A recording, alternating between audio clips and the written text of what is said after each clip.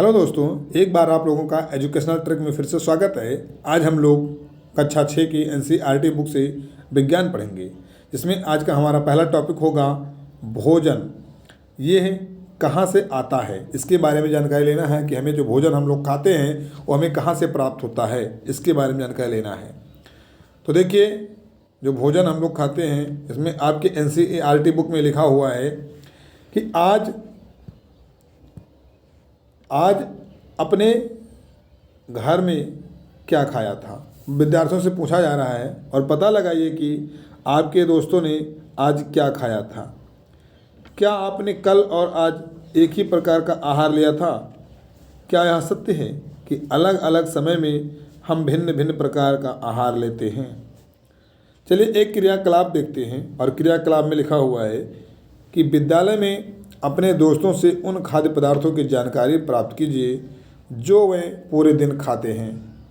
यदि वे विभिन्न राज्यों के रहने वाले हों तो उनसे यह भी जानकारी प्राप्त करने का प्रयास कीजिए, और अपनी नोटबुक की सारणी में 1.1 में तरह यथासंभव अधिक से अधिक दोस्तों द्वारा खाए जाने वाले विभिन्न पदार्थों की जानकारी प्राप्त कर सूची में लिखिए।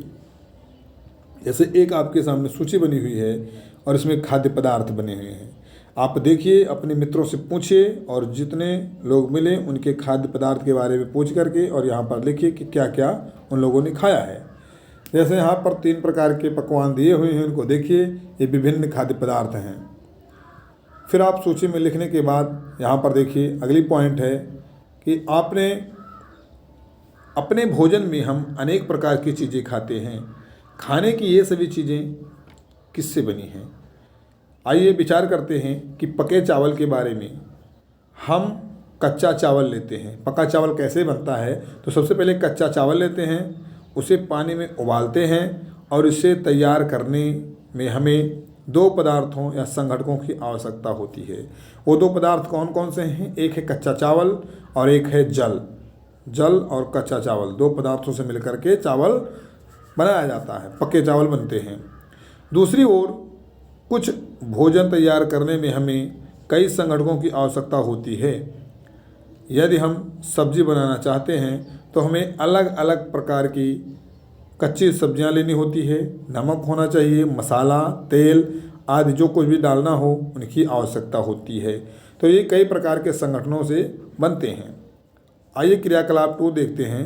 इसमें क्रियाकलाप 2 में लिखा हुआ है कि सरणी 1.1 इस वाले सरणी में सूचीबद्ध कुछ पदार्थों को छांटिए और अपने दोस्तों तथा घर पर चर्चा करके जानकारी प्राप्त कीजिए कि इनको बनाने के लिए कौन कौन सी सामग्री चाहिए।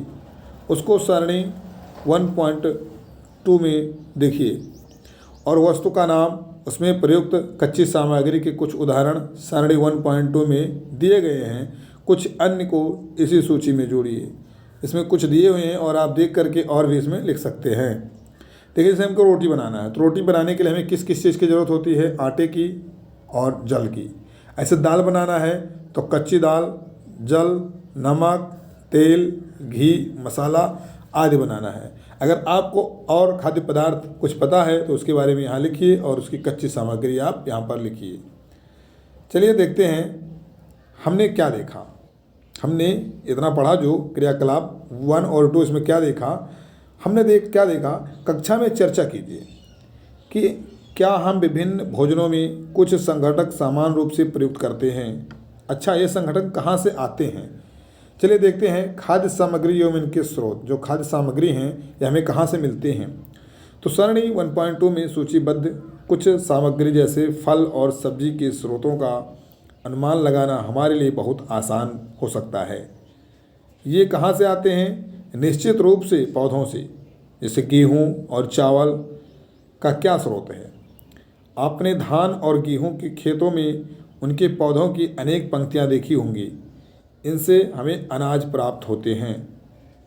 कुछ अन्य खाद्य पदार्थ जैसे दूध, अंडा, मुर्गा, मछली, झींगा, मांस आदि हमें जंतुओं से प्राप्त होते हैं।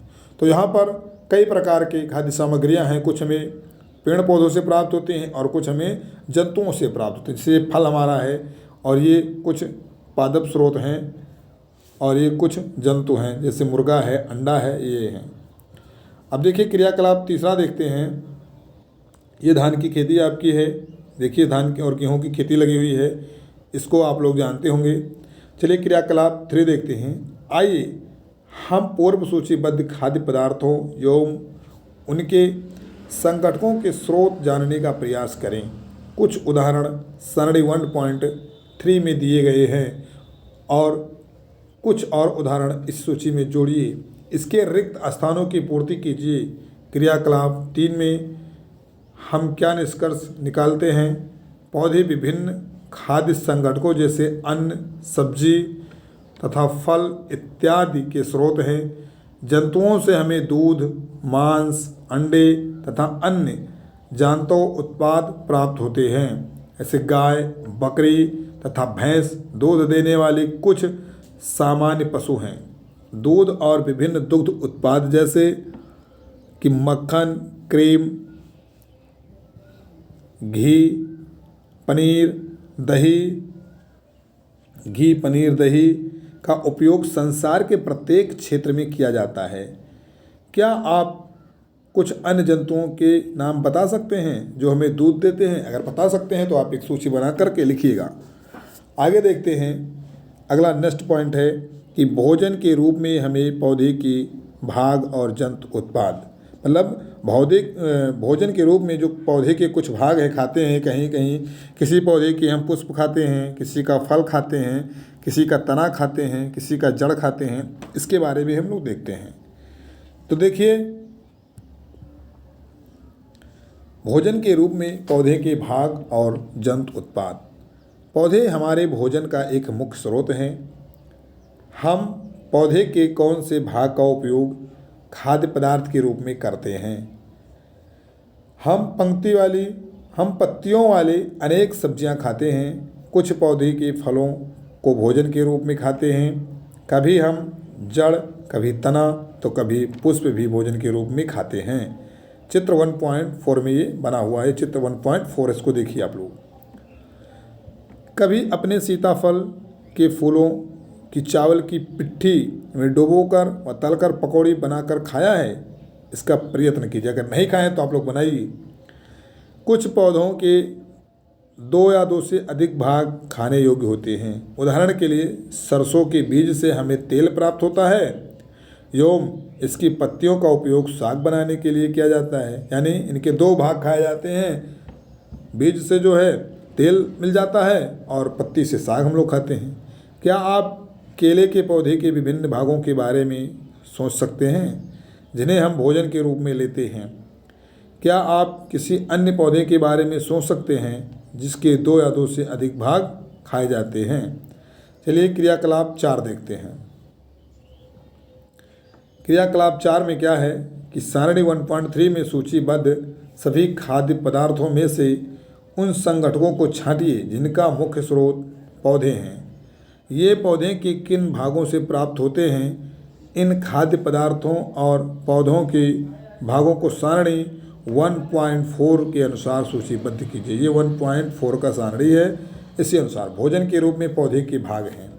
जैसे हमें बैगन का भरता बनाना है तो हमें क्या क्या चीज़ ज़रूरत होती है? तो बैगन होना चाहिए, मिर्च मसाले के रूप में कोई अन्य सामग्री होनी चाहिए, और पौधे का भाग जो हम संगठक देते हैं वो फल खाते हैं। उसके बाद तेल, मूंगफली, सरसों, सोयाबीन या किसी अन्य पदार्थों से बीज खाते हैं इसका। आगे देखते हैं। अगर आपके पास और कोई जानकारी हो तो इसमें आप लोग लिखिए। अगली पॉइंट है कि भोजन कहाँ से आता है। देखिए इसमें लिखा हुआ है कि अपने आसपास के अनाज अनजान पौधों पर यह देखने के लिए परीक्षण ना करें कि वह खाने योग्य हैं। कभी कभी पौधे विषैले भी हो सकते हैं। यानी आप लोगों को इधर उधर के फल पौधों पर लगे हुए, पेड़ों पर लगे हुए नहीं खाना है जब तक उसकी पूर्ण जानकारी ना हो, क्योंकि वे विषैले हो सकते हैं। चलिए क्रियाकलाप 5 देखते हैं। क्रियाकलाप 5 में लिखा हुआ है कि मूंग अथवा चने के कुछ सूखे बीज लीजिए। अब इनमें से कुछ बीजों को जल से भरे एक पात्र में डाल दें। 1 दिन के लिए छोड़ दीजिए। अगले दिन जल को पूरी तरह निकाल दें और बीज को गिलास में रहने दें। उन्हें एक गीले कपड़े से लपेटकर एक ओर रख दीजिए। अब क्या आप बीजों में कुछ परिवर्तन देखते हैं? क्या एक छोटी सी सफ़ेद संरचना बीज से बाहर निकल आती है? यदि हाँ, तो बीज अंकुरित हो रहा है, और यदि नहीं तो बीज को पानी में धोएं और पानी निकाल दें और गीले कपड़े से ढककर अगले दिन के लिए उन्हें छोड़ दें। क्या आप उस दिन आपको बीजों से बाहर निकले हुए एक छोटा सा अंकुर दिखाई देता है? अंकुरों को सावधानी से धोकर आप इन्हें खा सकते हैं। ये उबाले भी जा सकते हैं। इनमें कुछ मसाले मिलाने पर खाने के लिए एक स्वादिष्ट अल्पाहार तैयार हो जाता है। जैसे लोग क्या करते हैं, सुबह के समय नाश्ते के लिए चने को भिगो देते हैं और भिगोया चना सुबह में वो खा लेते हैं। इसी को हम मसाले में अगर डाल दें तो इसका स्वाद अच्छा बन जाता है। जैसे ये आपके सामने चना है और इस चने में ये आपके सामने चना है और इस चने में अंकुरित है, अंकुर है इनका। जब भिगोया जाता है उसके बाद में चना और अंकुरित चना ये दोनों आपको दिखाया जा रहा है। आगे देखिए, लिखा है, क्या आप जानते हैं कि शहद कहाँ से आता है? यह कैसे उत्पादित होता है? क्या आपने एक मधुमक्खी का छत्ता देखा जहाँ बहुत सी मधुमक्खियाँ भिनभिनाया करती हैं? मधुमक्खियाँ फूलों से मकरंद, मीठे रस एकत्रित करती हैं और इसे अपने छत्ते में भंडारित करती हैं। जैसे आप लोगों के सामने एक चित्र बना हुआ है 1.7। इस 1.7 चित्र को देखिए। फूल और उनके मकरंद वर्ष के केवल कुछ समय में ही उपलब्ध होते हैं, अतः मधुमक्खियाँ इस मकरंद का भंडार कर लेती हैं ताकि पूरे वर्ष इसका उपयोग किया जा सके। हम ऐसे छत्तों में मधुमक्खियों द्वारा भंडारित भोजन का शहद के रूप में उपयोग करते हैं। आइए देखते हैं जंतु क्या खाते हैं। जंतु के बारे में आप लोग जानते होंगे। कुछ जंतु जो हैं वो आप लोग अपने घरों में पाल रखे हैं, जो पालतू जानवर होते हैं। देखिए, क्या आपके घर में कोई ऐसा पालतू पशु है जिसकी आप देखभाल करते हैं? जैसे कुत्ता है, बिल्ली है, भैंस है, बकरी है, गाय है आदि। फिर आपको इसकी जानकारी भी अवश्य होगी कि आपका पालतू जानवर क्या खाता है, अन्य जंतु क्या खाते हैं। क्या आपने कभी गिलहरी, कबूतर, छिपकली या छोटे से कीट को खाना खाते देखा है? देखिए, आगे देखते हैं। ये गिलहरी है आपके सामने, ये अखरोट खाते हुए बनी हुई है। ये गिलहरी है, ये अखरोट खा रही है। तो क्रियाकलाप 6 में देखिए, सारणी 1.5, ये 1.5 की सारणी है। इसमें देखिए, इसमें अनेक जंतुओं के नाम लिखे हैं। उनमें से कुछ जंतुओं द्वारा खाए जाने वाले भोजन भी लिखे हैं। सारणी में रिक्त स्थान की पूर्ति कीजिए। देखिए, सारणी को देखा जाता है। इसमें जैसे भैंस लिखा हुआ है, देखिएगा जीव के जो नाम हैं और इधर खाया जाने वाला भोजन। इसमें भैंस क्या खाती है? घास, खली, भूसा, अनाज, पत्ती। ऐसे बिल्लियाँ क्या खाती हैं? छोटे जंतु, पक्षी, दूध। ऐसे चूहा, शेर, बाघ, मकड़ी, छिपकली, गाय, मनुष्य, तितली। इन सब के बारे में आप लोग देखिए और आप पता कीजिए। उसके बाद में इनके बारे में लिखिए कि क्या क्या चीज़ें खाते हैं। आगे देखेंगे क्रियाकलाप 7। इसमें लिखा हुआ है कि फिर से सारणी 1.5 को ध्यान से देखिए और इनके जंतुओं को 3 वर्गों में विभाजित कीजिए। पहले वर्ग में केवल उन जंतुओं का नाम लिखिए जो केवल पौधे और पादप उत्पाद खाते हैं। इन्हें शाकाहारी जंतु कहते हैं। देखिए, जंतु 3 प्रकार के होते हैं, शाकाहारी, मांसाहारी और सर्वाहारी। जो केवल साग सब्जी खाते हैं, पौधे खाते हैं, पौधों से प्राप्त कुछ चीज़ें खाते हैं, उनको हम लोग शाकाहारी जंतु कहते हैं। यहाँ कुछ जंतु ऐसे हैं जो दूसरे प्राणियों को खाते हैं, उन्हें दूसरे वर्ग में रखते हैं। इन प्राणियों को मांसाहारी कहते हैं। मतलब जो प्राणी मांस खाते हों, किसी दूसरे प्राणी को खाते हैं, उनको मांसाहारी कहते हैं।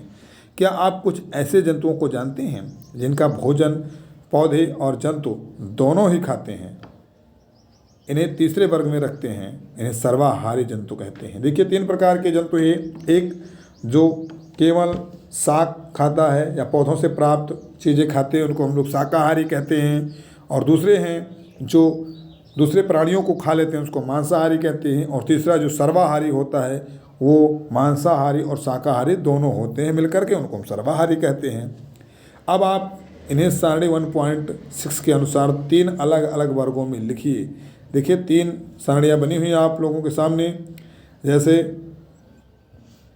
एक है आपके सामने लिखा हुआ है शाकाहारी, एक मांसाहारी, एक सर्वाहारी। तो शाकाहारी में गाय है, मांसाहारी में शेर है और सर्वाहारी में कौवा है। कौवा जो है वो शाकाहारी और मांसाहारी दोनों को खाते हैं। तो आइए पहली जानना चाहती हैं कि सारणी 1.6 को भरते समय मनुष्य को आप किस वर्ग में रखेंगे, मनुष्य किस वर्ग में रखेंगे? इसको आप पता करके और देखिए, बताइए। आगे देखते हैं कि हम जानते हैं कि हम में से बहुत से ऐसे लोग हैं जिन्हें पर्याप्त भोजन नहीं मिलता है। हमें ऐसे उपाय खोजने की आवश्यकता है कि जिनके द्वारा देश में अधिक खाद्य उत्पाद किया जा सके। यही पर्याप्त नहीं होगा, बल्कि हमें ऐसे भी उपाय खोजने चाहिए जिनसे यह सुनिश्चित हो कि यह भोजन हम में से प्रत्येक को आसानी से उपलब्ध हो सके। ये भी हमको जानना जरूरी था। अब ये पाठ यहीं पर समाप्त होता है और ये पहला लेसन हमारा समाप्त हुआ। इस लेसन का नाम था भोजन ये कहाँ से आता है। अब अगले वीडियो में मिलेंगे अगले लेसन के साथ। तब तक के लिए धन्यवाद। और आप लोग ज़्यादा से ज़्यादा लोगों के पास में शेयर कीजिए ताकि सब लोगों को NCERT की बुक मिल सकें। NCERT एक ऐसा रामबाण होता है जो सभी प्रतियोगी परीक्षाओं के लिए उपयोगी होता है। अगर प्रश्न बनाया जाता है तो NCERT कहीं नहीं छूटता है। चलिए इस लेसन में इतना ही। अगले वीडियो में मिलेंगे अगले टॉपिक के साथ। तब तक के लिए धन्यवाद।